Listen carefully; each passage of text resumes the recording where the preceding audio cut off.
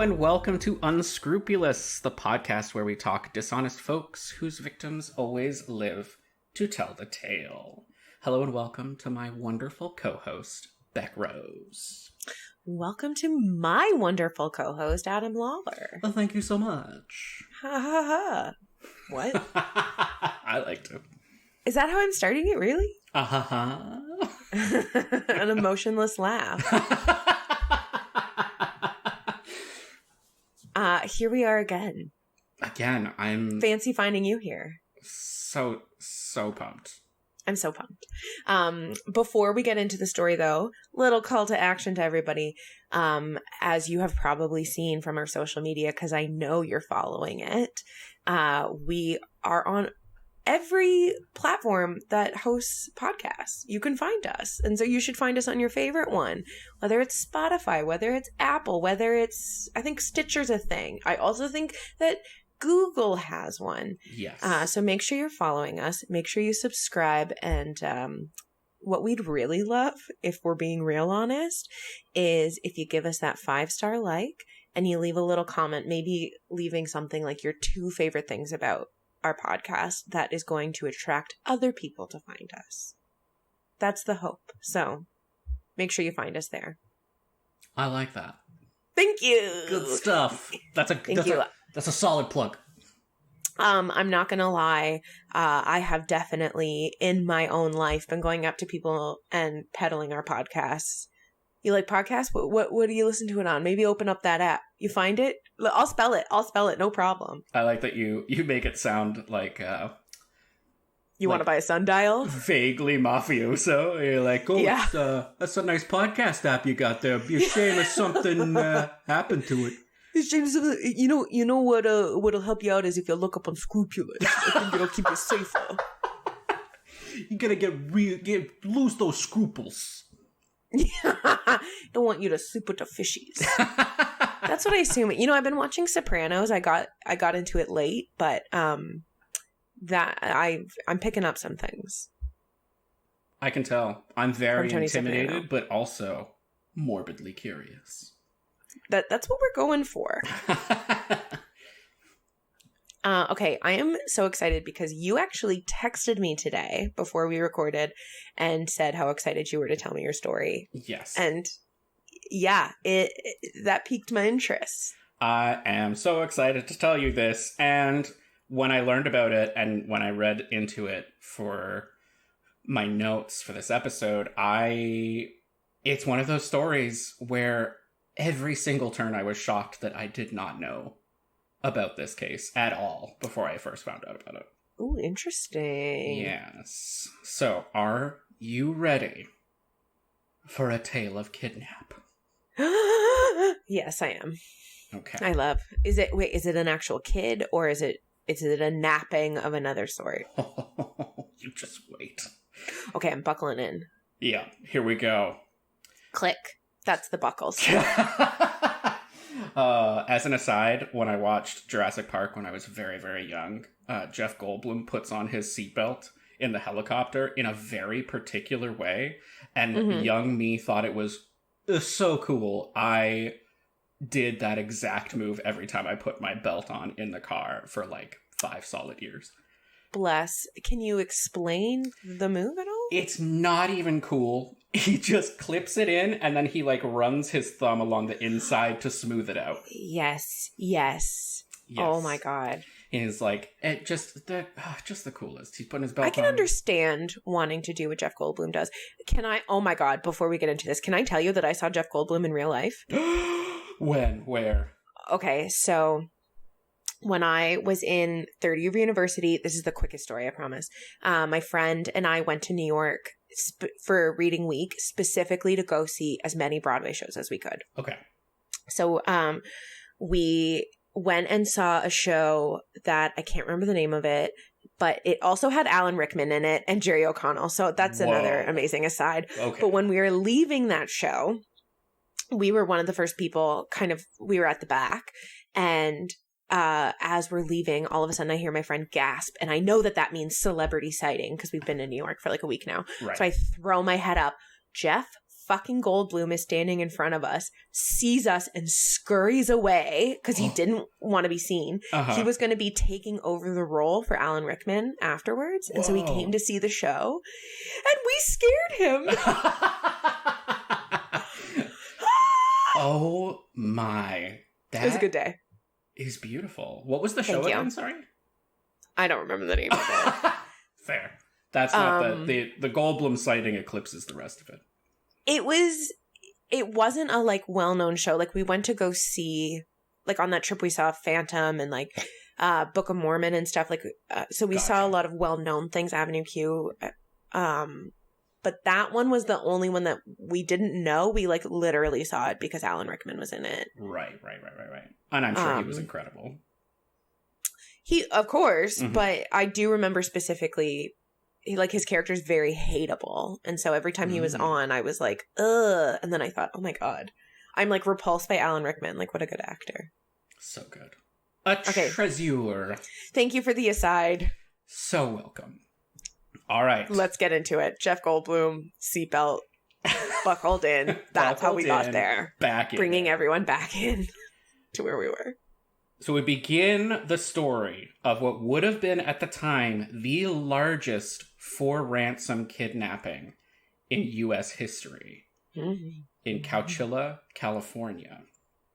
Cowchilla? Cowchilla. Cowchilla. Did you look up that that's how it's pronounced? I did several different videos to make absolutely sure. This is not another Gruyere situation. Gruyere, Merriam-Webster, it's all good. It works really well. Webster. Okay, Coachella. Cowchilla. Coachella. So they're at this festival. There's cultural appropriation. Just so much of it. So Cowchilla, California, it's a sleepy rural town. It's about 250 kilometers southeast of San Francisco. And one that got its real start during the Great Depression because it gathered refugees from the Dust Bowl who were seeking farming jobs. So it really started in the 30s. Today, though, is July 15th, 1976. So Ed Ray is driving a school bus full of kids home from summer school after their fun summertime swimming in the pool. Ed is... Wait, I'm so sorry. They're in summer school, but they're swimming? Yes, they ended their day swimming. So they're like, you are idiots who had to unfortunately go to summer school, but don't worry, we're going to let you have a little dip in the swim. Yes, exactly. A dip in the swim. A dip in the swim. You can choose. No, you have to choose it when you go in. Either a dip or a swim. Don't you dare do both. You can't cross-contaminate. No. Do not cross the streams. So Ed is... in his 50s, he's not really formally educated. He can just barely read and write. But by everyone who knows him, everyone in Cowchilla knows that Ed is a good man. He's strong, he's stocky, he's dependable, and the kids all adore him. So he drops 2 kids, a brother and a sister, off at home before continuing on his merry way with the remaining 26 kids. The oldest is 14. The youngest is 5. This is when he makes a turn onto Avenue 21 and sees that there's a white van, doors open, in the middle of the road ahead. So he tries to maneuver... Ominous. Yeah, he tries to maneuver around it, but then 3 men dressed in coveralls with pantyhose covering their faces stop him, and they ask him to open up the bus door. One has no weapon, but one has a revolver and the other has a rifle. The one with the rifle immediately gets on the bus, points the rifle at Ed. The one with the revolver runs back to the van and hops in the driver's seat. And Ed and the kids move to the back of the bus. The one without the gun drives, and the van follows close behind. Oh my God. Yeah. So they drive a minute up the road, and... I'm sorry, just to clarify, how many kids are still in the bus? 26. Wow. 26 kids. They drive a minute up the road and park the van in a thicket that's covering a dry riverbed. And the 2 men transfer all the kids and Ed into 2 vans. 12 kids in the original white van and Ed and the remaining 14 into a second green van that's also parked at the location. And they make everyone jump directly from the bus into the backs of these vans so they don't leave any footprints. Oh. They cannot see to the front of the van because there's a partition that blocks their view. And there's a mix of wood paneling and painting over the windows. And when the doors are closed, no one can see anything. Jesus. There is nothing else in the vans, no food, no drinks, and no ventilation. The kids and Ed are then driven around, terrified, overheating, and confused, for 11 hours. Oh my God. When they finally feel the van stop, the smell. Oh, just awful. And this is the end of the day. It's so hot. It's sweltering. It's just, yeah. I cannot imagine how, claustrophobic it would feel in those vans. I can't imagine the van that didn't have Ed in it. I would feel so much, as terrifying as this is, if I was a kid and wasn't with the adult, holy shit. Yeah, you would want to be, the youngest being 5. I hope that 5-year-old was in the one with Ed. It just, so scary. 11 hours of just being no idea what's going on. This is terrifying. So they finally feel the van stop and the doors open wide. The men ask Ed to step out first and they get his name. And then they ask him to remove his pants and shoes and hand him a flashlight. Then they point to a ladder that is just sticking up slightly out of a hole in the ground and tell him to climb in. As Ed lowers himself down, they do the same with each kid, and one by one, everybody goes down the ladder into the hole. Oh, wait. Do the kids get to keep their pants on? The stories weren't clear, but I think they all had their pants and shoes removed as well. That's a weird detail. Very, very strange. But it would be horrifying if Ed was like, so it's laundry day. Yeah, I can't do this, actually. I don't have underwear. Yeah, it's just not going to happen, guys. So can we just cut my pants into an underwear shape? Give you the legs. So what they're lowered into looks like a large moving van, and there appear to be 2 simple tubes allowing some airflow. Holes. But sorry, you said I'm so sorry to interrupt. So you said that the ladder was coming out of a hole? It goes down into the ground, and when they get into this place where the ladder is, it looks like the inside of a moving van.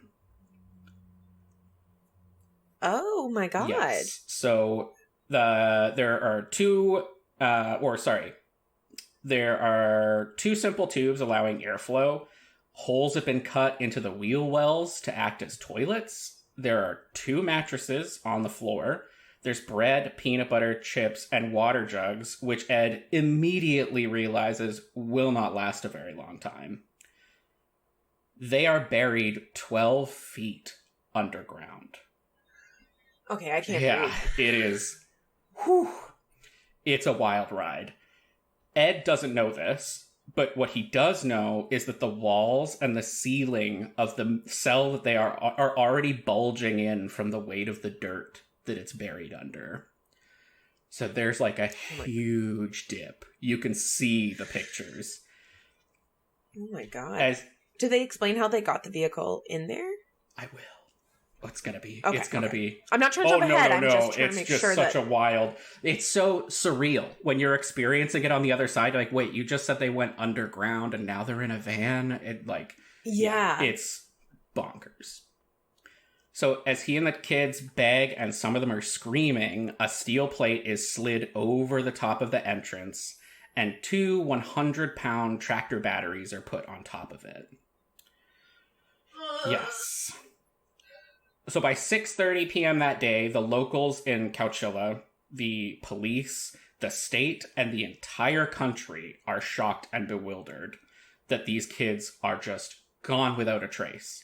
26 kids, Ed, who is apparently this guy that is so dependable that the second he is late bringing those kids home, alarm bells are starting to go off. And just reminder of the year, you said 70 something.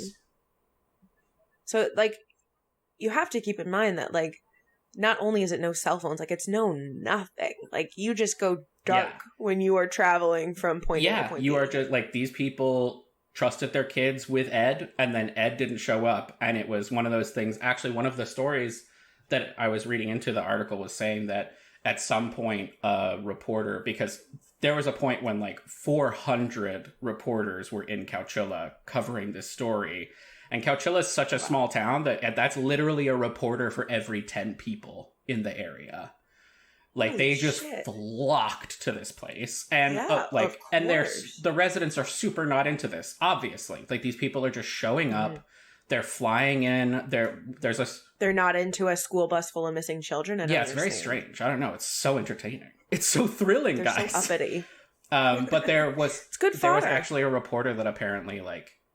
It was just like a bad faith argument on TV, said like, well, how do we know that the bus driver isn't connected to this kidnapping? Which is like fair, but from all accounts, it was the kind of like, it was not reporting. It was like a Fox News Tucker Carlson, like, just thinking out loud here. And the community immediately is like, we hate this reporter.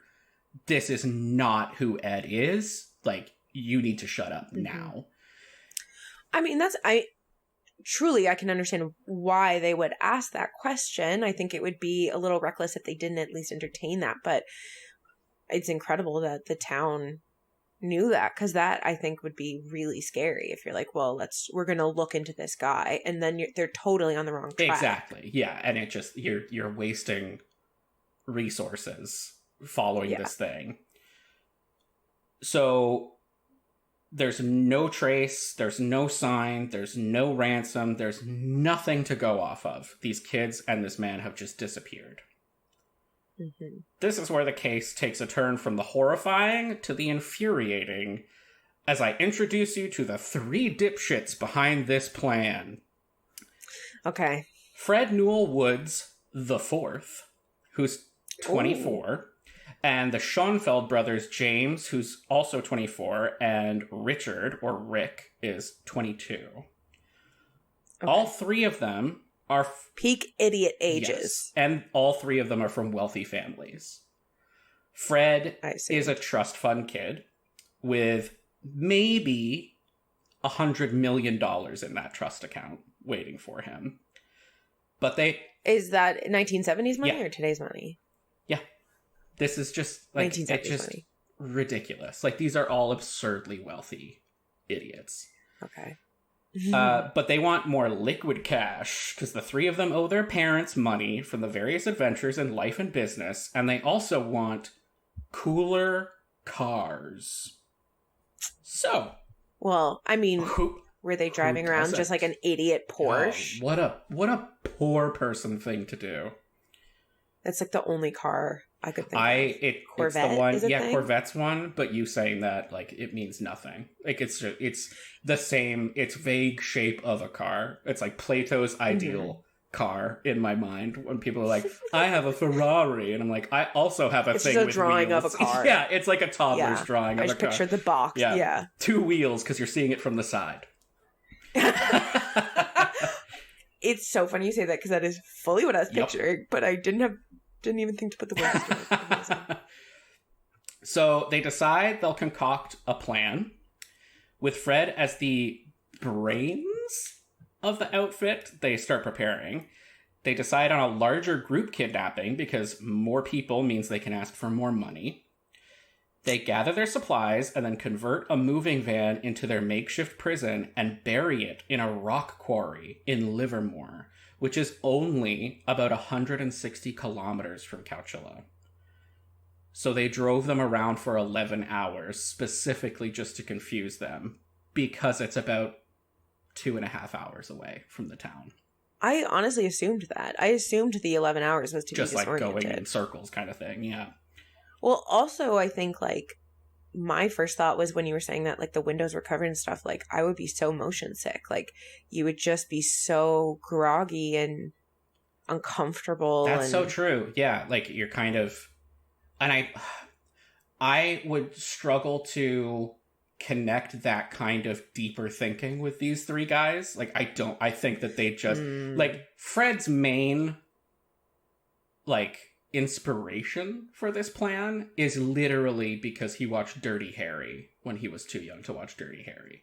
Like, it is a plot, like, the main villain, steals a school bus full of kids and drives it to a quarry. Is that what Dirty Harry's about? It's about a lot of stuff, mainly Clint Eastwood shooting guns, but it's like, the ultimate showdown is in a quarry over kids that he kidnapped. Didn't bury the bus, though, so that's, like, Fred's cool little flair that he added in. I mean, the logic of more people equal more money is not... It also equal more jail time. Yeah, and people seem to be kind of upset when you steal kids. Who knew? Yeah, I mean, that's an easy one to miss. Yeah, but you know what? We all make mistakes, guys. How was I to know? So, after they put their victims in their makeshift prison, they will then demand a ransom from the state itself. $5 million in sweet government bills. $2.5 million in 2 separate cases. Then once they have the money, they release everyone. Nobody gets hurt. 3 millionaire man-children are $5 million richer than they were at the start of this story. Why the 2 different suitcases? Like, what a ridiculous detail. It's such a stupid... Like, these... idiots. We also need 2 suitcases just because we're going traveling and we don't want to buy them. So can you just like divvy up the money into 2? Do you have the fruit by the foots that are just pink? I would like some of those. Can you put those in the inside pockets, please? No leather. I am not into the hurting animals. Thank you very much. So, turns out they couldn't get their ransom quite yet, because by the time they went to call the police, they couldn't get through. Turns out when you kidnap nearly 30 people from a small town, the police phone lines get a little tied up. The next day, they turned on the TV and saw that they were too late. So. What do you mean too late? Here it is. Once the victims had taken stock of their surroundings in the underground van, Ed and 2 boys, Mike Marshall and Robert Gonzalez, Mike Marshall is 14 and Robert Gonzalez is 10, had been frantically working for 5 straight hours, digging and trying to lift the steel plate.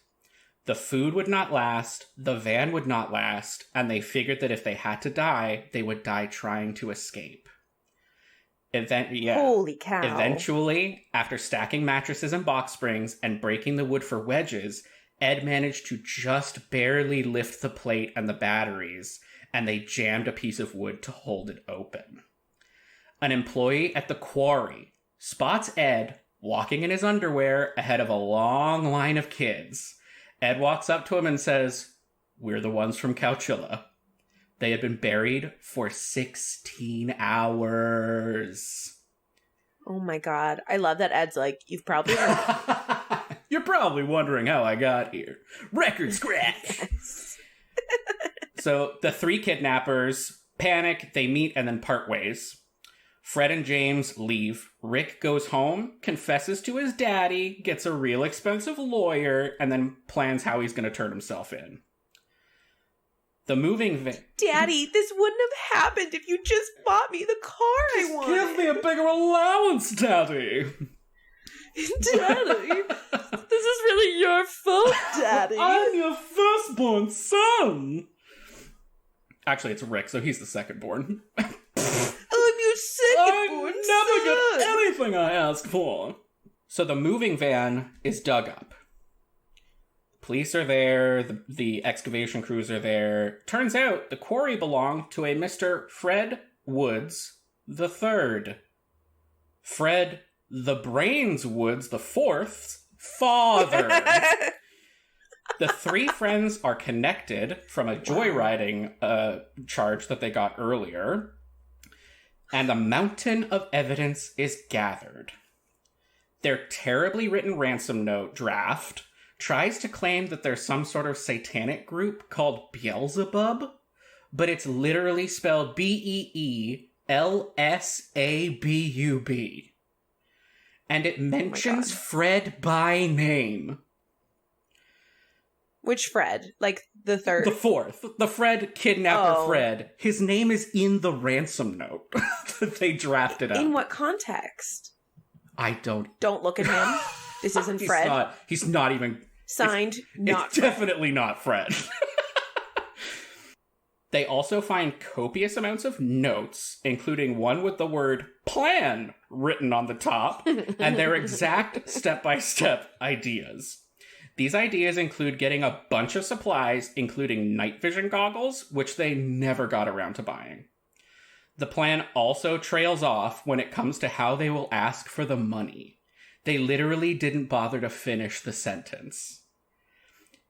Oh my God. It also discusses that they would collect the money, no joke, with some optical illusion or magic. They did not decide what trick to use, nor did any of them know anything about magic. They're just like, that part will happen when it's time. Don't worry about it. 99% of magic is believing. So... It's just wild. Like, there's so much evidence. They're so red-handed. So, of course, they... And also just not thought through, which is wild because the first part of the plan, like, that was so devious and it sounded really thought through. Yes, this is 100% rich kid plan. Like, you've never had to face up any consequences to anything you've done. They didn't finish sentences in it. Like, if that is not a metaphor for their fucking lives or this plan. Like, the sentence, like, you can read it in the articles, it trails off because it's just like, and then we'll call them and ask for them to put the money in 2 separate suitcases, and then we'll say... Because we need to go traveling after. Exactly. We're bestest friends. And then it just goes ... So, like, what was this for? Like, was this supposed to be your script? Because I've got some scary news for you when you get to that ellipses, my friend. Yeah. No, because magically it will work out. Oh, that's true. They did believe the whole time. So... I believe in Daddy. So, arrest warrants are quickly drawn up for the 3 of them. The day after the arrest warrants are issued, Rick turns himself in. James, after twice being denied entry at the Canada border crossing, once for looking nervous and having a car full of guns, and once for somehow still having 4 guns that he forgot to get rid of, even though he was specifically going to get rid of his guns. Oh, you meant all of them? Oh, but there's only 4 you meant now. Even the pistol? My God, this one's tiny. Like... So all of them except the rifle. 2 rifles, 2 handguns. Oh, okay. I understand. Just all of them, but the one silencer. He starts to drive home in order to turn himself in as well. He couldn't even do that right because he's pulled over because his license plates have an APB out on them. He's arrested on the He's spot. like, you know what? Fuck it. If I can't go to the Canada with the guns, I'm not going to go at all. And I'm just going to go to prison. Yeah, he's... In America, where my guns are respected. Where I can be free! Fred had already flown to Vancouver, where the following Friday he checked his mail. He didn't get any. And he turned around and was arrested by the RCMP officers who were stalking the place based on a tip. So wait, so both of the brothers tried to get into Canada. One couldn't. One very easily. So Fred got into Canada. He's the unrelated one. Fred flew into Canada and basically leaves James. Commercially? Or do we know that? Sorry? Like, did he fly in commercially or privately? Do we know that? I honestly have no idea. I feel like it could have gone either way. Like, either he's like... Yeah, because I guess if the only thing that stopped the other one was the fucking guns... Yeah, that's true. If he was just like, I'm not going to check any guns. Yeah. Do you have anything Canada's to declare? Like, welcome to our pre-9/11 Canada. It is true. It is a wild difference. Yeah, so Fred flew to Vancouver. Rick immediately turns himself in as soon as he hears that the arrest warrants are out. And then James, who failed to get into Canada 2 times, is like, fine, I'm going to drive home. I'm going to turn myself in. And on the way, he gets pulled over because his license plate is recognized, and he's arrested on the spot. They were each sentenced to life without parole. The Schoenfelds were model prisoners, so it said. Rick was released in 2012, and James in 2015. They went on to take care of their aging mother, who was in her 90s at the time, and didn't really speak all that much about the crime. Fred was denied parole 19 times. The 19th time was in 2019. Among the reasons for these denials, his repeated minimizing of the kidnapping, possessing pornography, possessing cell phones. In 2016, it was revealed that he was also running a gold mine and a used car dealership and other businesses. He has been married 3... From prison. Yeah, from prison. Been married 3 times while he's in prison, and has also purchased a mansion that's nearby where he's currently imprisoned. All from behind bars. Jesus. He came up again for parole in August 2022, and it was granted. Ooh. He'll get to live in his lovely mansion after all. With his third wife? No, I don't think he has any wives anymore. He's going to have all those rooms to himself. The kidnapped all dealt with the difficulties of their situation, because obviously they did. Many still suffer the effects of the trauma they experienced. Some have had run-ins with the law. Some still can't sleep in the dark. It's heartbreaking.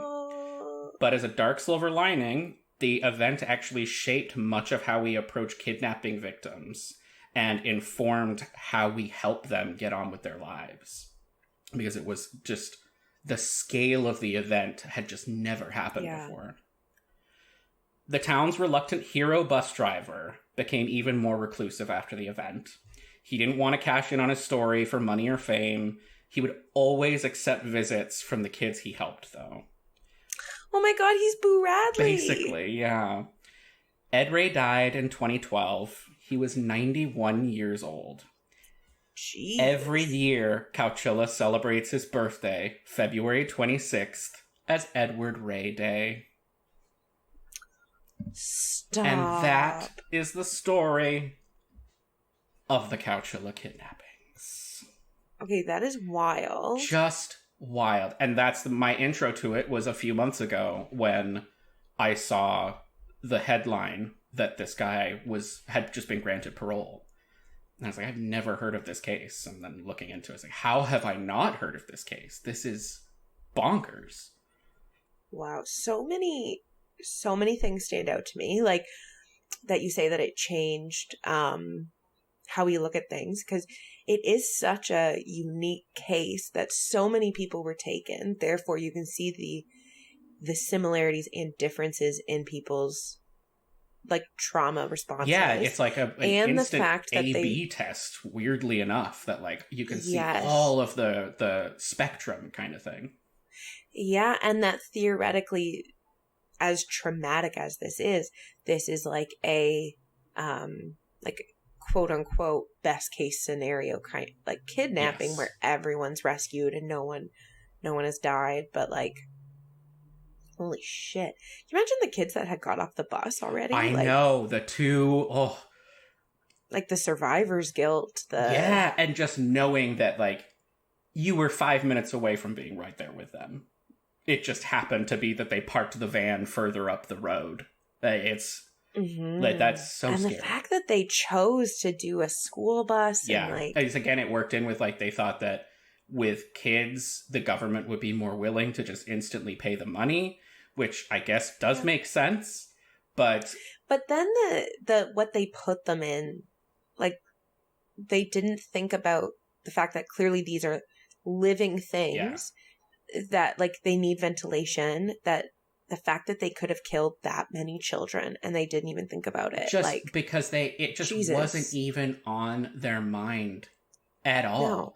And the thing that scared me too was like, you clearly thought this was going to go so quickly, or you just guesstimated at what 27 living human beings were going to need to survive for a long time. And Yeah. I highly doubt that the ventilation tubes that were linked to the moving van underground were protected in case, like, what if a flash flood happened? What if there was a storm? Oh, like, there's so many that. horrifying alternate scenarios. Also, 2 ventilation pipes, probably not enough for 26 people. Not in any way. Plus the panicking, how heavily you're breathing. Yep. It's so scary. But there's a great, I mean, we'll put it all in the show notes. The article that I read that kind of influenced this for the most part was a Vox article by Caleb Horton called The Ballad of the Cowchilla Bus Kidnapping. And then there's a few other articles too that have like rare photos. They show like the condition of the van, like both the vans that were used in the initial kidnapping and the moving van that was buried. Like pictures of. We could post some of those on Instagram if that's something. Oh yeah, absolutely. Let us know, listeners, if you want more. Because right now, the pictures are just kind of like little ones of the episodes. But if you, because we could post these things quite easily. Yeah, sure thing. We have the technology. We can build it better than before. I'm not gonna lie, I do want to see some of these. There's like a morbid curiosity because I feel like I cannot breathe. It's so scary, and thinking about being underground. Yes, oh and my it's God. like reading about it and knowing how it ends. It without the photos in the one webpage, it kind of takes on this like. It's obviously still horrifying, but it has this sheen of like wacky ineptitude. Mm-hmm. But then you see these photos, like you're seeing the kids, but it was so close the vans to not being exactly. Like it is a fine line between wacky ineptitude and colossal tragedy and story that couldn't be covered on our podcast because it would be exactly like it's just like seeing the pictures when I found the like the photo album online. This is a very terrifying situation. I cannot picture like. The fact that the 3, like Ed and the 2 boys, had the wherewithal to just be like, here we go. Like the fact that like Ed was down there first and immediately is pretty much aware like this isn't gonna last. It's already caving in. Mm-hmm. Are we gonna suffocate here? Like, which goes to show you, like, I know that there are some school bus drivers who are scary. I had an amazing school bus driver, both in elementary school and high school. That is a job that like takes a type of person. yes. And like I felt like I remember my elementary school bus driver, Mr. Campbell, was a retired police officer, I think. Mm-hmm. And he was so sweet to all of us. And like you could tell just like cared about all the kids. And, like when you talk about Ed, like that's someone that clearly like took passion in his job and like goes so above and beyond. Yeah. Like, And that's it. Like Ed does jobs around the town. Like he does a lot of physical labor. He comes from a farming family. It's all this stuff. And it's summer school. So he's really like, he's kind of chipping in to help the community. Like he likes these kids. He's like, I feel bad that I called them dumb at the beginning because they were in summer school. They had worse problems. Maybe they were high achievers. They were high, and they were just trying to get ahead of it. There could have been a million reasons. It's a good cover. Good cover. Well, okay, that was terrifying. Thank you for sharing it. You are so welcome. I need to take some breaths. Yeah, let's all take a little know break. that I am above ground. Together. My bedroom's in a basement, so I'm a little like, yeah, it starts to ground right now. Starts to really close in on you. That is a fear that gets me, is the being buried alive. Yeah, and I think it's, of all of the fear, like, obviously it's a very, the chances of you being buried alive are obviously very, very infinitesimally small. But it is one that sticks in my mind as, if you are afraid of being buried alive, you are absolutely correct. There's no, Yeah. I will not question it. I'm not going to start citing statistics. It's just a thing where I'm like, no, I get it. Well done. Yes. Very astute observation. Your body's right. Your brain is correct.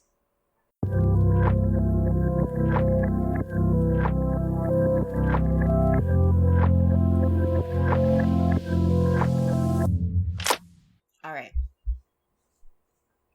Adam. Beck. You are a writer. Mm-hmm. You have published work. I do, yeah.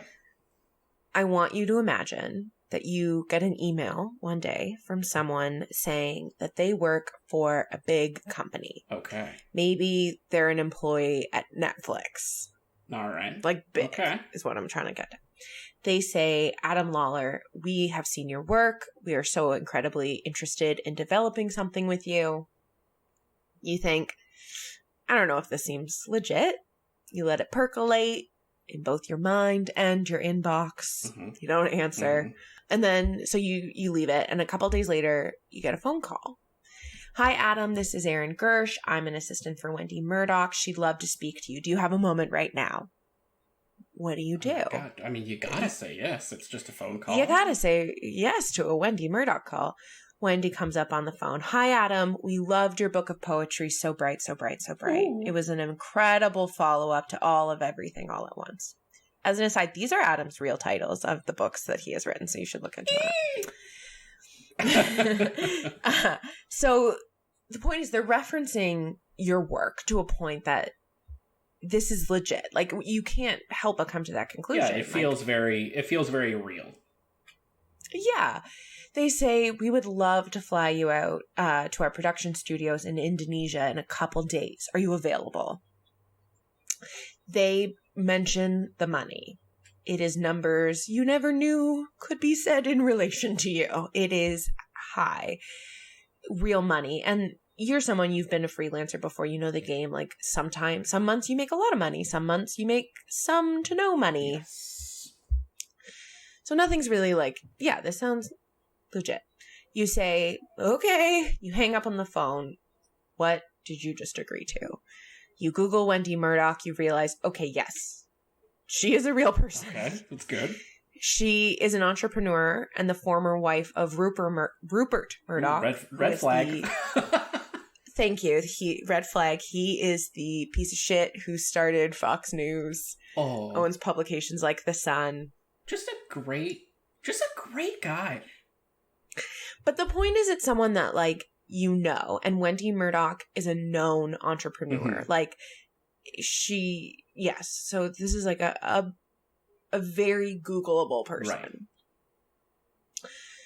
So they tell you, okay, you need to buy your ticket, but hold on to the receipt because we are going to reimburse you.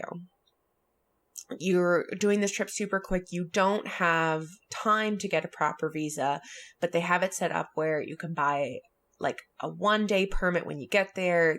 Your driver's going to help you out. It's all arranged. But as you're there, the money never comes. Wait, so you start to share I'm in Indonesia now. You're in Indonesia. Okay. You are paying your 1-a-day permits. You're being told you will be reimbursed. It's not coming. You start telling Erin and Wendy, whom you are in constant contact with. Like, you are talking multiple times a day to them. You're starting to say your fears about it. Erin replies with aggression. He's confrontational with you. You feel trapped. You have no idea what to do. So you do what any logical millennial does. You head to Google. You start to search things like Indonesia, scam. Just throwing it out there. Dear Google, do you know of any scams in Indonesia? And what you find ends up shocking you to your core. Oh, God. Okay. So this is the story of the Hollywood con queen. It's about a con artist who was operational for several years.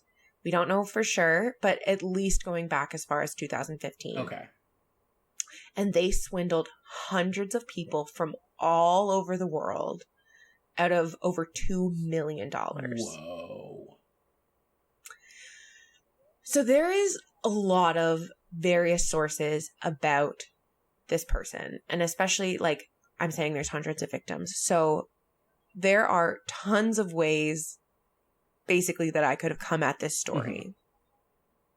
Most of my information is coming from an episode of a show called Generational Hustle. Okay. Which I would highly recommend. It is on HBO. And we'll probably follow a couple. You're probably going to hear most of the show from me through various episodes of podcasts. But a lot of mine is coming from that show as well as a Vanity Fair article.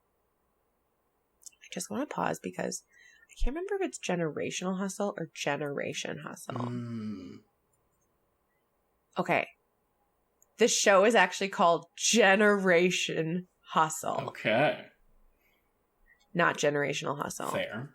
Glad for that in-moment correction. Home box office. Check it out. B.O. Boffo at home. Generation Hustle. B.O. Okay, so we're going to meet a couple different victims. Okay. But the first one that we're going to meet is Nathaniel. Oh no. Poor Nathaniel. Super fucking cute. Oh no. I would have a huge crush IRL. So it's super cute because literally in his interview, the first words out of his mouth, he's talking about how in the fall of 2018, things are really clicking for him. No one laughs. But I thought it was cute. So he's a photographer. Did I say that part already? No. To make the clicking joke make sense. I was like, wait. Oh my God, the shame. I swear to God I said he was a photographer. I hope I did. That's fine. We'll fix it in post. The shame. How? I'm not that talented of an editor. You'll be in the middle of saying something and then just be like, he's a photographer. And then I'll just cut to me like boisterously laughing. Exactly. It might be a little choppy, but we'll get Seamless. Got it in one. We are amateurs. So photographer, clicking. Gotcha. So this is the fall of 2018. His career is starting to pick up. He has done an Instagram takeover for Condé Nast, which has given him huge exposure. So after, like, as this is going on, he gets an email out of nowhere from someone named Aaron Gersh. The same one as your email, Adam. Wow. There is interest in licensing some of his photos. Mm-hmm. Nathan is saying he has, I think he goes by Nathan in the episode. We're going to call him Nathan. I have him written down as Nathaniel and Nathan in my notes. So I think it switches in the episode. Okay. But when he gets the email, he has a lot on his plate. It kind of goes in the back burner. He doesn't get a chance to respond right away. But then like a week later, he gets a phone call. It's from Aaron Gersh asking if he can patch him through to Wendy Murdoch. Just like you, Adam. Oh my God. So similar. Parallel experiences. Yes. It's oh my God. I think you're both being stamped. Uncanny. Wendy gets on the phone. She's showering him with compliments, specifically saying, we loved your Condé Nast work. We'd love to work with you. Asking him, would you be interested in flying to either Malaysia or Indonesia to shoot this assignment next week? Okay. And do they give any specifics in that initial, like, hook? Like, are they saying, like, you're going to be the photographer for X person's tour through here, or, like, you're going to be photographing this event? Like... Yeah, a lot of them are they're given specific instructions of what to do, which does come into it later, that there is a lot of thought that goes into this. Right. We're getting ahead of ourselves. Right now, he's being told, come to Indonesia, and all, like, just like everyone else, he's told you have to buy your own plane ticket. Right. Again, keep all your receipts. You're going to get reimbursed plus this, like, wild pay. Staggering amounts of money. Like, I cannot emphasize. Like, there's a huge hook into this. So they're being told, like, in addition to having to buy your own ticket, we need you to bring U.S. currency with you. But then they also can, like, they have the U.S. currency, but they also can, like, they exchange money when they're there as well. Right. Because they're coming on such short notice, they can't get the visas that they're supposed to be getting, whether it's like a photography visa or whatever. No problem, Wendy says. There's this permit you can get super easy. Don't even worry about it. You don't even have to think about it. The thing is, you do have to buy it every day, and the amount changes every day. But don't worry about it. It's totally legit. Blah, blah, blah. Don't think about it. You're thinking about it. Don't think about it. Okay. Gotcha. Not thinking about it. Don't. Good. Because the permit, not a big deal. Just anywhere from $900 to $1,600 a day. Not a big deal. Oh my God. What? A day. Just hold on to the receipts. We're going to reimburse you. It's going to be so good. So choice. So each day they hand over their cash to the driver, and they are given this quote permit on a piece of on a piece of paper that has a little letterhead and their name written on it. I paused when the permit came up. So it's truly just like a flimsy piece of paper. It has the letterhead of whatever fake company. I mean, real. It has their name written down. It has the amount received, what the permit is for. Then, and then that part's all handwritten. So it'll say like Nathaniel photography shoot, $900. Okay. Then they drive to a gas station and a man on a scooter drives up. They give him the money in the envelope and the scooter dude takes off. Every day they do this. Cool. All right. No questions, actually. This is perfectly fine by me. Nothing to see here. Well, so something that's really interesting is because this is taking place like in the 2000s, there's so much documentation. And like in the episode, we see a video of Nathan like in the car being like, we just paid our permit for the day and we're going to, and he's like asking the driver where they're going, but you can hear trepidation in his voice. Like he sounds nervous. Maybe that's like knowing everything when you watch it. But to me, it seems like, okay, I'm in a foreign country. I don't speak the language. I've been told, what to do. And I've also heard legitimate, like, celebrities talk about that they just show up places. Like, that's how it works. Like, hey, get in a van. It'll meet you at this place. And we'll pay you when it's done. It's totally the weird, like, flimsy piece of paper totally makes sense to me as well. Because one, like, that definitely checks out. It feels like a government thing to pay so much money for just like a piece of paper. And also, like, every time I would question that, in the back of my mind, I'm thinking, well, they wouldn't, like, if they were trying to scam me, they wouldn't want a paper trail. They wouldn't want, like, evidence that they're giving me this thing. So it has to be legitimate. Yes. I'm with you with the paper trail. That is fully what my thought would be.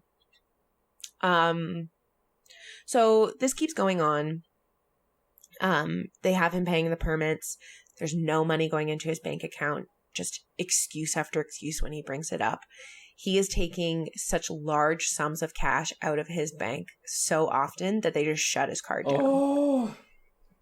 So, like, not helping with his stress. He calls the bank. They say, no, we can't unfreeze the money. We can't tell you why. He is just, like, freaking out. So he goes to Google. He starts Googling cons, frauds, Indonesia, and he starts finding these articles.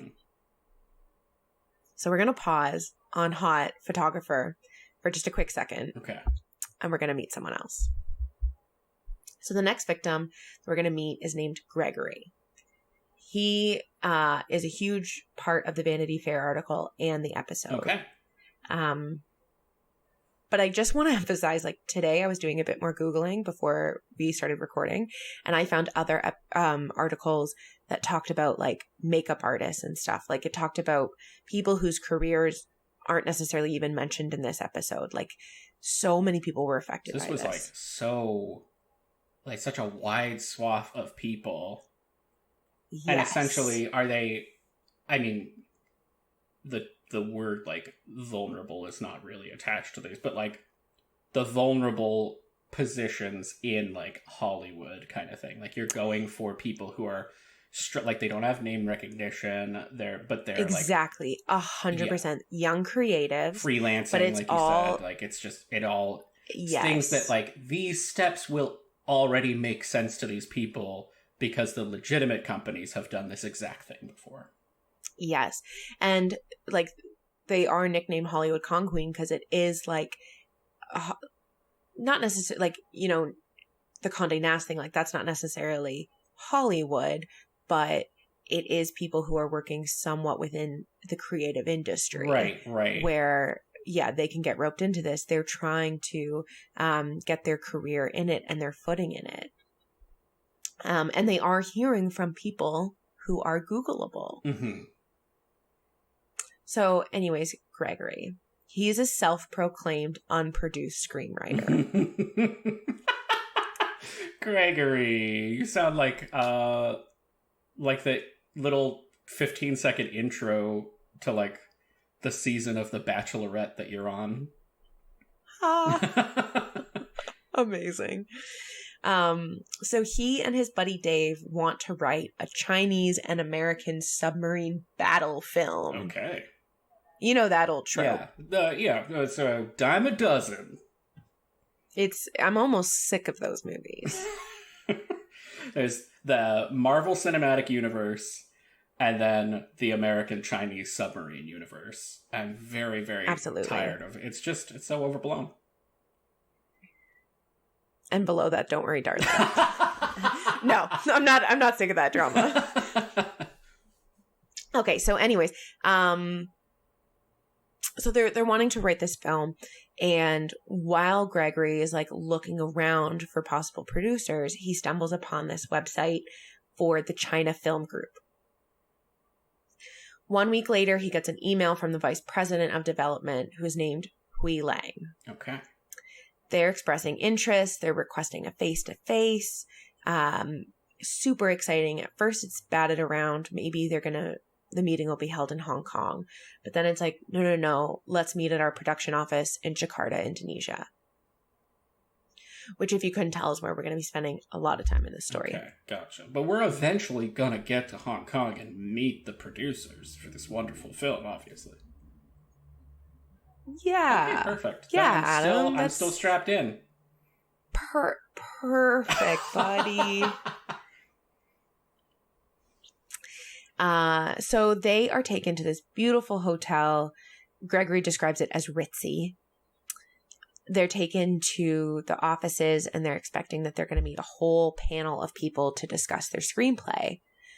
But down the stairs comes one man who introduces himself as Anand Sippy. He's saying that he's another vice president of the company. Which, I don't know how these things work. I don't know how many vice presidents there are allowed to be. I don't either, but with what I know of corporate structure, you'd just be a VP of anything. And I'd be like, yeah, probably. That's true. Like, very true, yeah. That's true, yeah. VP of development. VP of development and finance. VP of international development. All different people. Yeah, that's beautiful. Thank you. That just came off the top of the dome. So Anand takes them into this media room where they're going to have their meeting. He's starting to set up his PowerPoint, and he's, like, fiddling with the TV, and up on the screen pops them sitting in the room. And so Greg starts to realize, okay, we're being recorded. He looks around, but, like, he doesn't see any cameras, but, like, so I don't know if this is supposed to be, like, a slip, like, if he didn't mean for them to see they were being recorded, or if it was a power move, Mm-hmm. but they're kind of like, okay. They think they're going to work on the script, but immediately Anand tells them, oh, bad news, boys. Unfortunately, China doesn't allow films that portray the military. Why wouldn't you have told them before this part? Oh, that's weird. It's probably not super important to the basic story of the submarine. It's a freelancing submarine. It's not the Chinese military. It's rogue. It was specifically, the film is about Chinese and American military submarine. Oh, did you say China? Oh, damn. Sorry. Oh, rats. I thought you said Regina. The Regina submarine military. Mm-hmm. None of those words go together. So, what are we going to do? It's not going to get past the censorship boards. So Greg is like, hey, let's make a fantasy movie instead. Like, we'll take all the elements and just put it in a non-Earth setting. Anon is super into it. He takes it to his higher ups, and Gregory and the writing partner, who I think I said was Dave, wrote his name down once. We don't really hear about him too much. They're told, yes, we love this new direction. We're signing off on this. We want to film this in Indonesia.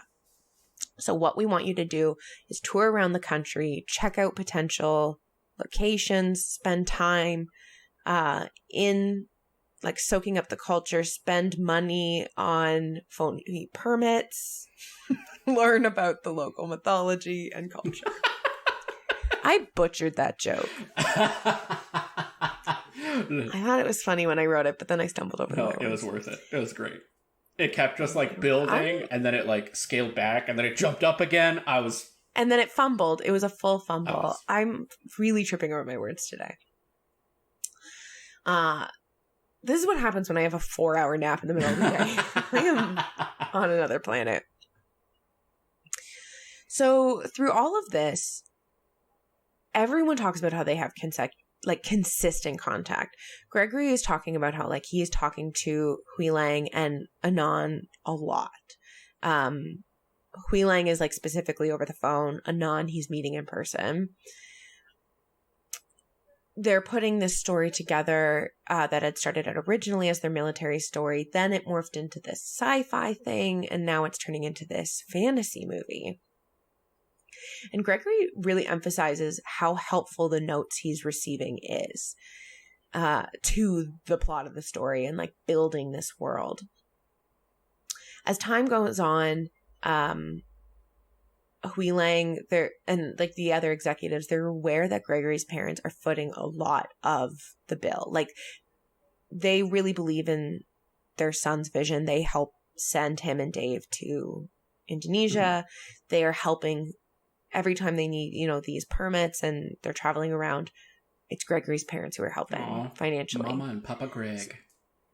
Yeah, they really believe in him. So eventually the executives just cut out the middleman of Gregory and just talk eventually to the parents. Wow, that's bold. Yeah, and it's weird because apparently they're having multiple hour-long conversations a day. The mom is like... so intensive. Like... Yeah. The mom is eventually like, this bitch can talk and I don't have the time for it. So she passes the correspondence along to Gregory's younger sister. And Hui Lang and the sister have like such a great relationship that she ends up attaching the sister to the project as a manager. I don't know what that is. Vice president of management. This starts making the writing partner feel like he's getting pushed out, though. Like, your whole family's on board with this movie now, bud.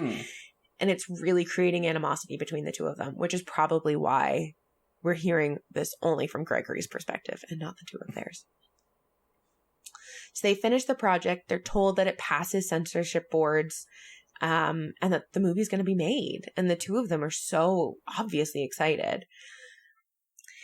So they're told we just have one more meeting left. We just got to dot those I's. But hey, we want to meet you guys separately. Normal. No. Gregory. No, never go alone. You sit in the waiting room. We're going to meet with your bud first. His friend comes out, huge smile on his face. Gregory's like, score. This is going to be a great meeting. He goes in, closes the door, but Anand is somber. So he says, I'm so sorry to say the deal's off the table. He's like, I don't understand. Dave was just like, came out so happy. And he's like, Dave will explain everything in the car. So he gets in. And he's like, I don't understand what is happening. And Dave is like so pumped. He's like, the deal's on the table. We just got to negotiate your sister out of the deal. That's it. Greg's like, what the fuck? He calls his sister, like trying to think like, I'm going to have to tell her she's out of the deal. Like, I don't know what to do. Before he can say anything, his sister's blah, blah, blah, blah. Before he can say anything, his sister says, you're not going to believe it. I have been on the phone all day off and on with these executives, and they said the deal is off the table unless we get Dave out of the project. What? So Gregory describes he's standing there at the airport, hearing this on the phone with his sister, staring at Dave, who he knows, he trusts. Dave would not lie to me, and my sister would not lie to me. And it's in that moment, it clicks for him, and he realizes this isn't real. Mm-hmm. Mm-hmm. That's another, like, that just seems, that seems so bold to have, like, especially to have done that, to try to pit them against each other, but then to just not bother to keep them from communicating. And in fact, to be like, go talk to Dave, he knows everything. Like, what? Yeah. It's weird. So we're going to pause on them, and we're just going to meet one more person before we get into like the grit of all of this. Alrighty. So Jesse is a photographer from Newfoundland. The Rock! Yes. I've seen Come From Away. Mm-hmm. I've also been to Newfoundland. So she's been there less than a year, and she gets an email from Wendy Murdoch. Also hearing about Jessie through Condé Nast and saying that they want to hire her to do work for the Beijing Olympics. So this is an example of like what you'd asked, where they're saying like, hi, we want to hire you for this specific thing. Right. And something that has like so much attention on it as well that, again, it's like, oh, this couldn't be a scam. Like, it's not hidden, it's in front of everybody. Yeah. We heard about you through your legitimate work with Condé Nast to come do this other legitimate work with the Beijing Olympics. Mm-hmm. Like, why would you not believe this? So they say they want to fly her out and do, like, for a week to do this kind of test shoot. Okay. They're given a packet of, like, all the things to focus on. They say, we want you to look at Chinese influenced architecture and heritage. They're sent this brief from Wendy about like what the color red means to her. Like there's just a lot of work and research that's gone into this. Okay, so can you fly out to Jakarta in a few days? And off she goes. So she says the same thing. As a freelancer, this is how it works. Sometimes I'm gonna make fucking bank, and then I'm gonna go months making like $50. So like, yeah, I'll fly off and do the work. What? And I apologize if you're going to answer this in your story, but like the other two, I get Jakarta. She's going to Jakarta. Yeah. I get how they can justify it in their minds, but like they've literally told her you're going to be working on the Beijing Olympics. But she's going to go look at Chinese influenced things in Indonesia. Okay. Did not connect. So that's how they're going to get that connection. I was just thinking that they were like, yeah, just take some pictures of those things when you're there. Yeah. Okay, that makes sense. Yeah. So she's going to these amazing locations, and she talks about how well researched they are. And I think she kind of means like the brief that they got, like go to these places, and then like those places were well researched in the brief. Oh, okay. But that's just something that she points out, and that comes up again, which is why I pointed out. So one day she's out shooting, and she goes to send Aaron an email to let him know, I'm having a great day, like just a positive, normal email. But it bounces back. She starts panicking and thinking like, shit, I've been fired or something. Mm-hmm. She's upset, and she gets back in the car, and she's like totally resigned to the fact like, I'm just going to go home. Like, this is it. But while she's in the car, she gets a call from Aaron. And she does like what I think is a super normal thing. Oh my God, it's so weird you called me. I was just trying to get in touch with you, but like the email bounced back, like super normal. Aaron goes off. And he goes, how dare you? What do you mean it's weird you couldn't hear from me? Actually, you know what? No, you're weird. How dare you call me that? You're so offensive. She says how she's like just holding the phone away. She's like, I've never been spoken to like this. He's screaming at her and he's like, you know what? I have the power to take this all away. I can just tell Wendy that you're being difficult and I'll have you sent home. What? Yeah, she's mortified. She's like, okay, I just wanted you to know that maybe there's a problem with your email. The email said I was having a great time. Yeah, I just wanted you to know I'm really thankful for the opportunity. I'm sorry I'm being so difficult. Oh, she's mortified. Oh. She says even the driver is like looking at her in the rearview mirror and is like, you okay? The dude who's probably in on the scam is like, that's kind of rough. Are you okay? Oh my God. So the next day she gets a call from Wendy apologizing for Aaron's behavior and saying like, he can't talk to you like that. And so things kind of, I guess, just like continue. Mm-hmm. So eventually though, Jessie ends up going home for Christmas and she's home with her family and she gets a call from Wendy saying, we want to give you $10,000 for 1 day of work back in Indonesia. And Jessie's like, no. You have enough of my work to decide if you want to work with me or not. Because, like, this is still the test shoot. Oh, my God, I forgot. Yeah, yeah. Like, they're still offering money, but it's still, like, to get the job. Right. She's like, no, I'm not going to do that. I'm home. It's Christmas. But then she gets a call from Aaron, and he's like, you know, technically, you're in breach of your contract with us. Oh. There was one location that you didn't go to that we stipulated you had to go to. So if you don't go back, we're going to sue you.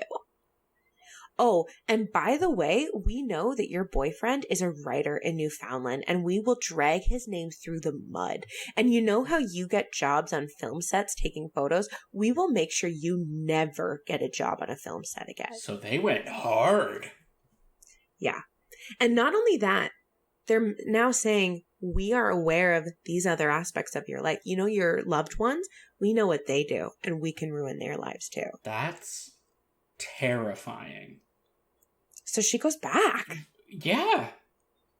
So she is heading back, and on her layover in Singapore, she gets an email from her childhood friend about an Indonesian travel scam. Wait, like out of the blue? Like they had no connection? Obviously, her friend had, I'm sure she'd been talking to her friend about like what had been going on. But her friend sends her this email being like, hey, you're heading to Indonesia. So she reads the email. She reads the article. She says as she's reading it, she feels like relief. Like, all right, I'm not crazy. Mm-hmm. She emails the person who wrote the article, who puts her in touch with this corporate investigator named Nicoletta. So all of our stories are now at the same part. They've all been bled dry of their money, and they have all figured out that they're being scammed. Mm-hmm. So Nicoletta explains to us that this type of scam is known as a social engineering scam. This is where the scammer studies a bit of info about you and tailors the scam specifically to you. So in our example at the beginning, they knew your books. Right. They knew the titles you'd done. They had known, okay, maybe we could do a development with this certain thing. It's all towards you. The other way that it works is they will set up those fake websites like the China Film Group, and they'll just sit there as honey traps so someone like Gregory will stumble upon it. Because like in some of these examples, the scammer reaches out to them, and in some, they reach out to the scammer. Right. And this type of scam is used primarily on young creatives who are looking to start their careers. Mm-hmm. We know that there are at least 2 accomplices on the ground, the driver and the person on the scooter who would pick up the money. So they're trying to figure out who are the people on the phone. Right. The thinking at this time is that the mastermind must be the woman who, in our story, we've primarily known her as Wendy Murdoch. Right. But she has been posed as several different women, of high-powered women. And nobody, at least in these 3 stories, no one has ever met Wendy, like the top person. Okay. Exactly. Okay. No one has met this woman or the executive woman that they talk to. And I'm going to list a few of them at the end. Be surprised how many high-powered executives are women in different film organizations. So as they look more into this, they find more victims. Mm-hmm. They end up obtaining a ton of captured audio from phone calls with the scammers, which I think is like something really interesting about this scam. Like, this scam wouldn't exist without the internet and technology, but they also wouldn't have been caught without. Yeah, like there's internet. It's so watched. Like, it feels like a movie about a scam. It's very weird. Yeah. Okay. But like they wouldn't be able to say, "Hi, we found your Instagram, come to this place." Like, that wouldn't exist without the internet and like technology, but we also wouldn't have had the recordings that led to figuring it out. It's so true. If we didn't have the exact same resources. And it does say a lot about like the state of freelancing in general, that like the hoops that people are willing to jump through are totally normalized by the so-called like real companies who make their freelancers do this stuff. Like, the fact that she was like, "Yep, I'll go. Like, gotta go. Because they'll ruin my family's lives if I don't." I mean, that part to me, that to me does not ring as how it would work. No. That to me is seems very part. Like threatening, but then from the outside of like what extremely limited like stories that I've heard of like the Hollywood, like the upper echelons of like creatives and like filmmaking and things like that, like I totally would not put it past somebody to be like, "Do you want your boyfriend to actually succeed in writing? Because then you should do what I say." True. Like, it's very, it's so dark. That's so bleak. I think I hadn't thought of that, but when you say it in that tone, like, I can kind of hear that. Yeah, it's very... I'm sad that I knew the exact tone to hit, like, right off the bat. So they have a ton of recordings as more people come forward of both Aaron and Wendy. Mm-hmm. But they start to notice patterns in speech that are similar between the two of them. They start to notice similar sayings that both of them have and accents on certain words. And finally, they realize it's just one person. Oh... So they went from thinking that it was maybe 3 different people we're hearing on the phone to thinking it was 2 to realizing that it was just 1. Whoa. They would use the Aaron character as the bad cop, which a lot of them are thinking is more inclined to his to their actual personality. Right. And that the Wendy character, or like the executive, would then swoop in and smooth it over and be the good cop. Okay. So this is when it comes into focus that one person is keeping in touch with all of these people. And like, we don't know specific timelines. Like, we don't know how many scams were being run at once, but there was definitely overlap on some of them. That's wild. And like, they're getting these notes. Like, they're getting filmmaking notes. There's like... Exactly. Oh my God, they're having hours-long conversations with family members. Exactly. At multiple times a day. And like, you hit on exactly what I was going to say. Like, that means that it was one person like emailing all day, on the phone all day, providing support and input on multiple creative endeavors. Like, Gregory was so specific about like how Hui Lang was helping the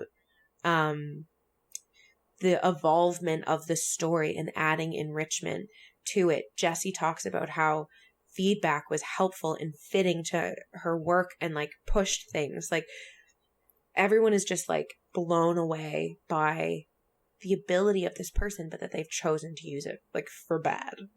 That is nonsensical. Like, at this point, I would not be surprised if you were like, yeah, they were also the driver and the person on the scooter. That they just like took off their hat and like ran around the gas pump. It's the optical illusion that the 3 boys of the last one were looking for. That's so, that's like obviously dark and sad, but like weirdly impressive level of... And that's what everyone says. Yeah. Like, exactly what you just said is what everyone says. But a little funny aside is that, so Jesse tells Nicoletta about that bounced back email. Mhm. And Nicoletta is like, that was me. Because she was trying to shut down as many domains as possible, hoping that just like Jesse's reaction when it bounced back, they'd think, fuck, like it's gone, and that they would just go home. Oh, that's really And Jesse smart. was about to do that, but then Aaron called her. Whoa. That's such a smart move on Nicoletta's part to be like, I don't know how many of these they're running right now, so I'm just gonna shut it down. Every time they'd learn about them, they just when they'd learn about a new email, a new domain name, they just shut it down as she could. So this article comes out in the New Yorker talking about the con queen of Hollywood, about this deceptive woman, and saying how no one had ever met any person in real life, anyone that they'd met on the phone. Mm-hmm. Oh, but we've met someone who's met someone. Gregory. Yeah. He met Mr. Sippy. He met the one male vice president, which makes everyone realize that our con queen is a man. Twist! Yes, Gregory says that he believes that it was actually his con that helped helped is the wrong word. It is what made the con artist change the con, realizing that they could make more money from these traveling scams. And after this thing with Gregory, they stopped meeting him in real life. Whoa. Yeah. So finally, the police decide that it's worth their damn time. And he ends up being arrested in the UK in 2020. 2020. 2020, very recently. Isn't it still 2020? I have no idea how time works we're anymore. still processing it. It's a flat circle. It's fine. It's ridiculous. So he went by several different aliases, and it turns out he was also a fake health Instagram influencer. Oh, my, the narcissism of these people... I never factor it in, but it's always there. Like, they have to be in front of everyone. Yeah. Okay. Lots of irons in the fire. But, so they had their face out in that one. And anyway, so in the scheme we learned about, he impersonated Wendy Murdoch, mm-hmm. but we also learned that he impersonated tons and tons of other prominent women, including the heads of Lucasfilm, Sony, and Paramount. And I looked it up, and they all did have female executives. What? Was there a reason why specifically he chose to impersonate women? It doesn't really get into it, but I believe there was no, I don't know the answers is the answer. I don't know. Mm-hmm. What would you do? You have a theory? I think I'm trying to remember if there was a thing about them that they bragged about impersonating female voices or something. But we don't really know much about them. Okay. We do know that his real name, and please forgive me for my pronunciation, but his name is Hargobind Punjabi Tahal Ramani. Okay. I think. Gotcha. I'm doing my best, everybody.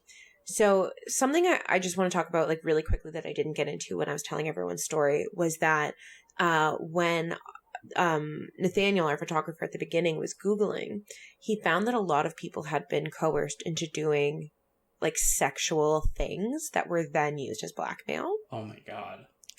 And at first when he's reading it, he was like, that is not my situation. How did these people get roped into this? Mm-hmm. Things like people masturbating on Skype, just very, very vulnerable things. So, but I assume that it was nothing to do with the work. Oh, wait. Oh. But upon reflection, he said that he can remember a time when Wendy was trying to make things sexual. And she starts asking, do you do portraits? And he's like, yeah, I do portraits. And she's like, oh, well, I'll have to ask you to do one for me one time, but I want to make sure it's something sexy. And we hear this audio, and he's kind of The audio description is like uncomfortable laughter. Oh. And so, like, some people had been talked into, like, oh, can you do an audition for me over the phone? But it's like a sexual scene. Right. So they tiptoes into it, and then I'm sure jerk off for me over Skype comes up. But anyways, this leads me to an incredible story of one of the victims that I would be remiss if I didn't share. Okay, I'm so excited. Who we meet in the episode of the show. So his name is Damien. Okay. In my notes, I wrote Damien and then all in caps lock, ha ha ha ha ha ha ha ha, because he is amazing. So he is an endurance athlete from Australia. Okay. He's also a humanitarian who does what he calls extreme events to raise awareness about child abuse. I don't know, Adam. Before you ask, I don't know. No, I don't understand A to B. This is what he's explaining to us. Okay. All right. That's fair. Glad you got ahead of that one. That's it. That's what I know. He does extreme events to raise awareness about child abuse. This is what he's I couldn't be any clearer, Adam. I don't understand what it means. Those are the words that he put into a sentence that has led me to say it to you. So in 2015, he does this huge paddleboard athletic thing by himself, 17 days alone on the ocean. Okay. And he films the whole thing on a GoPro, and they end up making it into a documentary, which is called Heart of the Sea. I think it's produced by National Geographic, and it looks like it was just kind of released in that part of the world, but it did very well. He ends up being on the cover of Men's Health. He's beautiful. Like, do not get me wrong. And he has a great sense of humor. Like, I would recommend watching this episode just for Damien. So he, like everyone else in our story, gets an email from Wendy Murdoch saying, "Ooh la la, we saw some of your pics in Men's Health and we want to talk about doing a TV series with you." Again, gets a call a few days later from Aaron Kirsch to talk to Wendy Murdoch, who's complimenting him, describing this perfect role that would utilize his extreme events and humanitarian efforts. And he's like, they're mentioning organizations that they're going to work with. And one of them is with Steve Jobs' wife. I think her name's Lorraine. Okay. I wrote it down later, so we will know for sure in a minute. And with this, they're going to release his film in the U.S. So, like, this is all, like, great deal for him. Right. So he gets to Indonesia, and he's handed a receipt slip that says he owes the driver $3,000. Damien is like, no, that's not happening.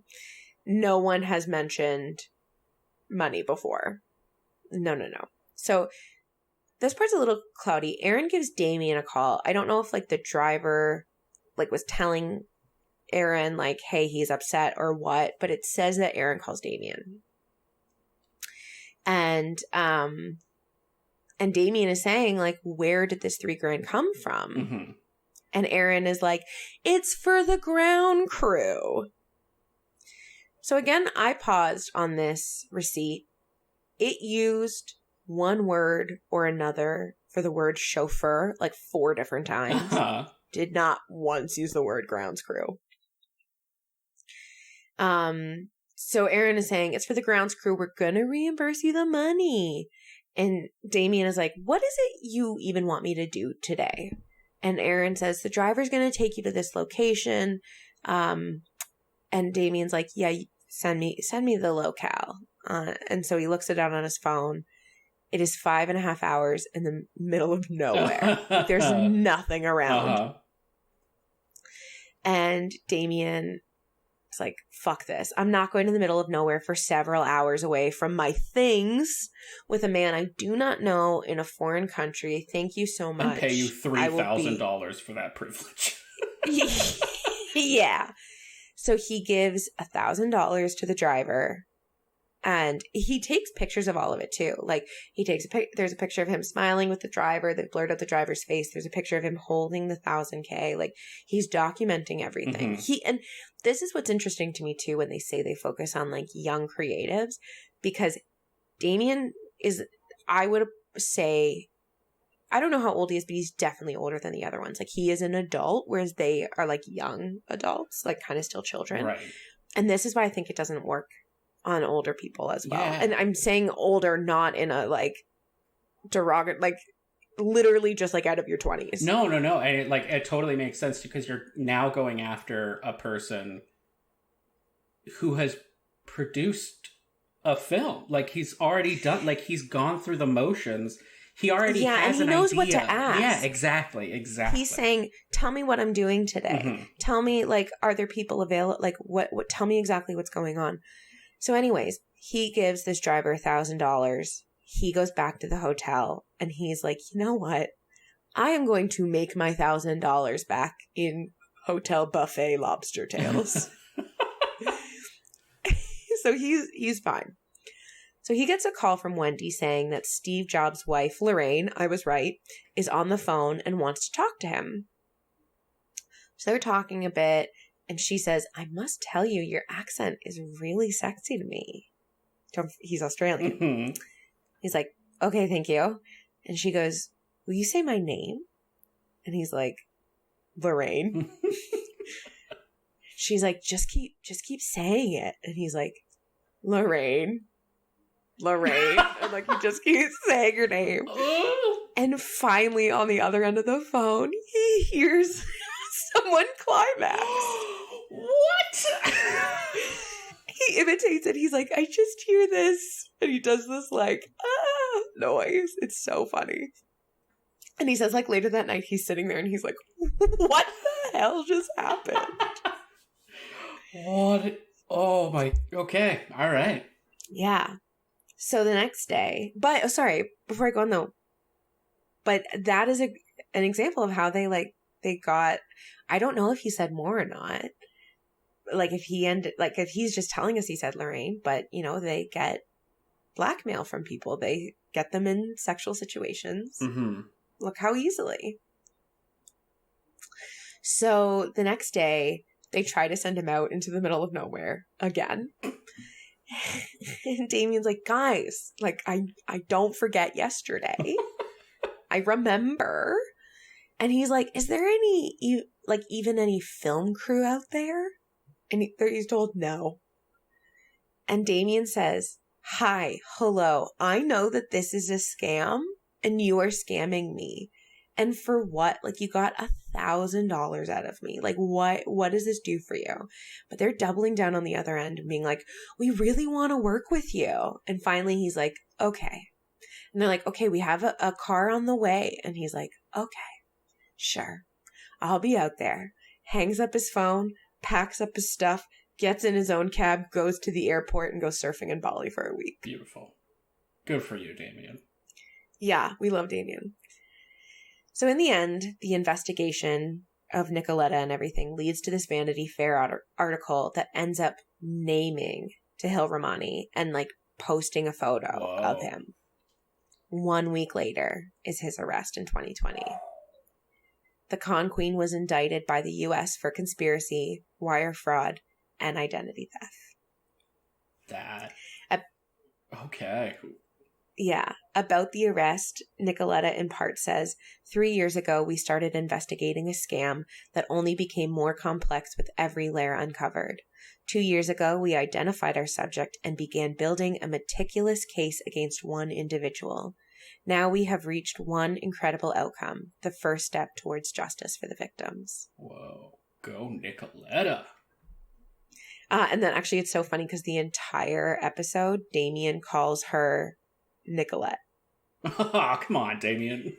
But no producer was like, it's Nicoletta? It's just because his accent is so sexy.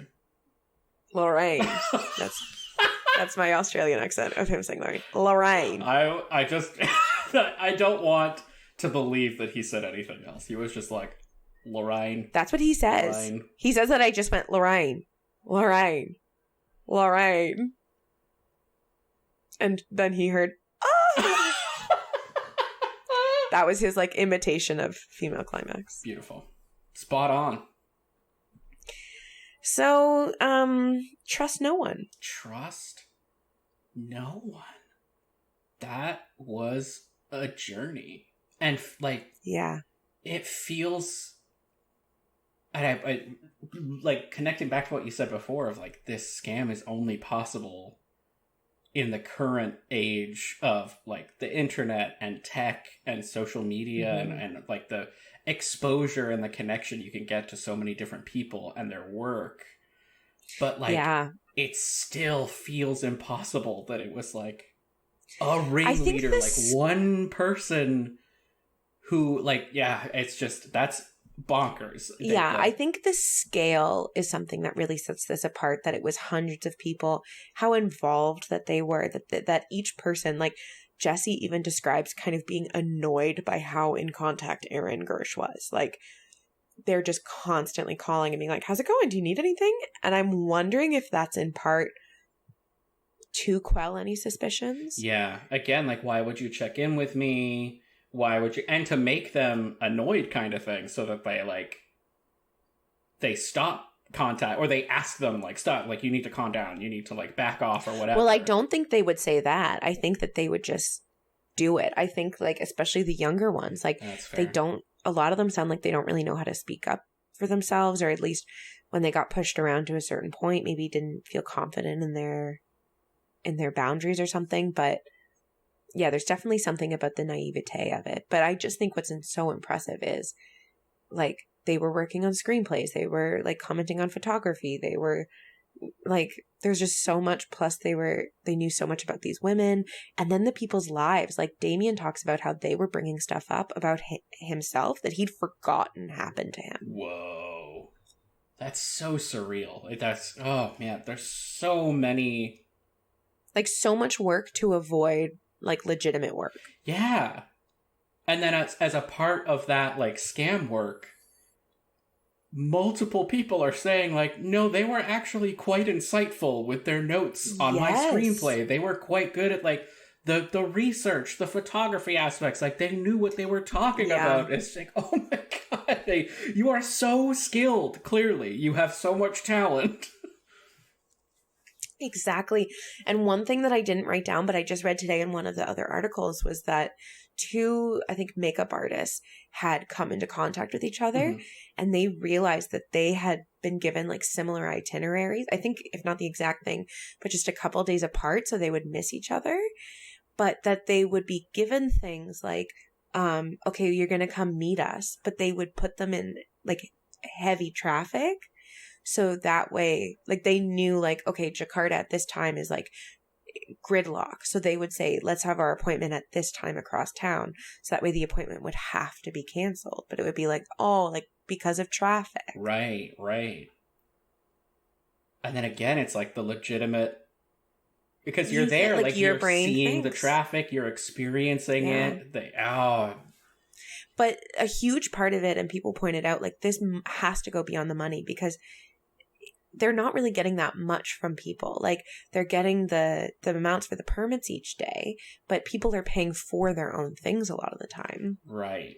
And so like, a lot of people are saying like, clearly this is about power. Clearly there is like a devious, dark aspect to this, that the person gets their jollies from this. Yeah, like it seems like it almost strikes me that like the intricacy and the planning and the like molding of the overall structure is such a huge part of what makes it worth it to this person, that like you did put a lot of thought and effort into these things, like you said, for seemingly like for no payoff on a lot of the days. Like, you get those single sum that they're giving, and it keeps reminding me of like they kept impersonating women executives, and it just like, I'm so curious to know if like, because it definitely had to be a choice. Like, it wasn't just a chance. It had to be. And then it's like is it like a socialization thing? Like, is it like the same? That's what I think of. Right? Because I feel like I would be more comfortable with a woman. Like, 100%, literally today, I was renting a storage unit, and at the end of it, the woman called me hun, and I felt so safe and extra secure. Like, there's just something disarming about like things you can get away with when you are coded female. Yes. Yeah. And it's the the disarming comment. I think that's like, I think you hit it. Like that they could say sweetheart, that they could say like, hun, I am so sorry that Aaron spoke to you that way. That is not how, like, that's not appropriate. And he can't talk to you like that. Yes. You would feel calm in the situation. Like they pique your stress only to help bring it down. Yes. Like you're living in this surreal landscape all the time. Mm-hmm. And it's, and like playing off of that, the expectation of female presenting people in society to be friendly, to be the calming presence in the room. Mm-hmm. Like there's like obviously so well chosen for Aaron to be the angry dude. Yeah. Who flips out at a moment's notice. Like that, of course it's going to be the bad cop. The bad cop is definitely going to be this disgruntled, angry, testosterone-fueled man. But it's also interesting that man is a subordinate then to the more powerful woman. Yeah. Like, it's such an interesting setup. I don't know if it was like, if that's what the person thought, or if they were just like, I like this voice. But a lot of people were also saying like they would have had to stay in character for hours a day. Yeah. Yeah, that is not like a fully sane situation. But it also makes me think of you don't watch Drag Race, do you? I haven't watched it in a long time. So. There was one season where a queen was fired because they found out that she was running a similar operation to this. Whoa. Where she was like luring in these men pretending to be a casting agent and getting them to put themselves on tape, but then like manipulating their lives and like having them be like diets or take certain like drugs or be in certain places. And when they went on Drag Race, they pretended and said like, oh, I'm going on vacation, so I won't be in touch for a little bit. So they were still doing this scheme while on TV. Whoa. And so it was found out and their victims spoke out and how this totally ruined their lives. And yeah, so like these things happen, but like what kind of weird compulsion, or it's like it's catfishing, but then like an added layer. Yeah. I think that's the one of the interesting aspects of scams and con artists and things like that I don't feel like gets talked about a lot on like the surface level and like the cultural understanding of the stories, but that it never strikes me that money is the only factor in these things. No, especially with how involved this is. Yes. But what I think is interesting, so like this is like they're catfishing, but it's not necessarily about like living out a person you're not. It's using that to run this larger thing. Right. Like yeah. Does that make any sense? Like it blows my mind that these two things are somewhat related, but I feel like the motivation behind it is so vastly different. Yeah. There's got to be like crossover, I'm sure. There has to be. But it's, scams and cons like this are so complex. Like everybody involved, because like the people, you also have like the added Venn diagram of like people who are targeted by cults and cult personalities. Like it's that recognition, that people reading, that like knowing this is the kind of person, this is how to talk to that person, this is the kind to of get what I want out of them. Yes, too. It's fascinating, but it's really, really scary if you think about it for too long. There's just someone out there who could guaranteed have a 5-minute conversation with you, and if they were good enough at what they do, concoct a whole thing that is like tailor made to suck you in. It's It's baffling. And I don't understand how people don't live in a constant state of anxiety. Like, I'm in a constant state of anxiety, and I tell the truth. Yeah. Thank you so much for that. That was a trip and a half. Thank you. It sure was. And I would recommend this show. I started the second episode, and I do think we will be revisiting this show. Yes. Because it's interesting how, like, people can choose this path and sometimes fall into it, and what the personalities are behind those who are victims of it, those who are perpetrators of scams like this. Mm-hmm. Mm-hmm. Yeah. Baffling. So fascinating. And I cannot wait for the next one. I also am very excited for next week. We will see what we both stumble upon. Everyone, thank you so much for joining us this week. Yes. This was so fun, as always. Yes. This is my favorite. I wake up going, it's recording day! It's so much fun. I'm so excited to tell you the story. And I love that we surprise each other every time. It's great. Yeah, me too. It's the best ever. This has been so much fun. Thank you so much for joining us, everyone, in what has been the most fun experience ever for me personally. Thank you. I'm pausing for you to agree. For me or for the listeners? No, for you, Adam. I also. Whatever your middle name is, Lawler. I don't have a middle name. I don't have time for that shit. Oh, yeah. I've heard you make that joke before. I know. It's a classic. Classic Adam. It is a classic. But I do just think it's weird you don't have a middle name. But that's a different topic for a different podcast. That's a different crime story. But yes, thank you so much, everybody. We're super appreciative of the listens and the comments, and for people reaching out, and even bits of fan art that we've gotten. It's oh my god, yeah, that was great. I mean, it's mostly friends and people we know, and that is great. If you don't know us in real life, thank you. Yes. If you know us in real life, thank you. same. Thanks, if you didn't notice. Thanks to everyone, and we will see you next week. Don't forget to like, subscribe, follow. We are unscrupulouspod on Instagram. You can email us at unscrupulouspod@gmail.com. Bye, everyone. Bye, Adam. Bye. Bye. Thank you so much for listening to Unscrupulous Podcast. If you want to hear more from us, you can check us out on Instagram at unscrupulouspod. You could always send us an email with any of your case suggestions or just your admiration for us at unscrupulouspod@gmail.com. Make sure to check out our show notes where you can find information on where we got our resources today.